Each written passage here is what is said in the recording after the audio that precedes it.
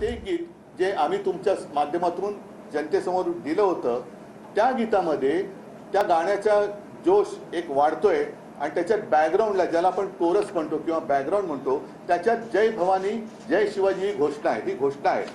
आणि त्या घोषणेमधल्या जय भवानी हा शब्द काढा हा निवडणूक आयोगाचा आम्हाला लेखी फतवा आलेला आहे. आम्ही कोणत्याही परिस्थितीत जय भवानी हा शब्द काढणार नाही. निवडणूक आयोगाने आमच्यावर कारवाई करणार असाल तर पहिलं मोदीजी आणि शहाजींवरती कारवाई करावी आणि मग महाराष्ट्राच्या कुलदैवताचा अपमान तुम्ही केलात हा जर का मी आरोप केला तर त्याला निवडणूक आयोगाकडे उत्तर आहे काय? हा महाराष्ट्राच्या अस्मितेचा आणि दैवताचा अपमान आहे.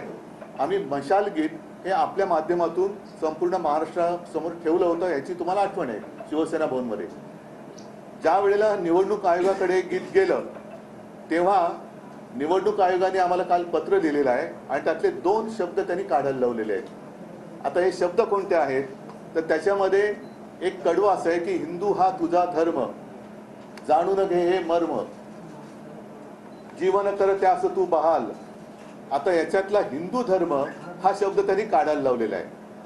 आमच्यावरती जे टीका करतात उद्धव ठाकरेंनी हिंदुत्व सोडलं, ते राज्यकर्ते आहेत, त्यांच्या हाताखाली हा निवडणूक आयोग काम करतो. आता त्यांनी सांगावं हिंदू धर्म काढायला लावणं हे योग्य आहे का?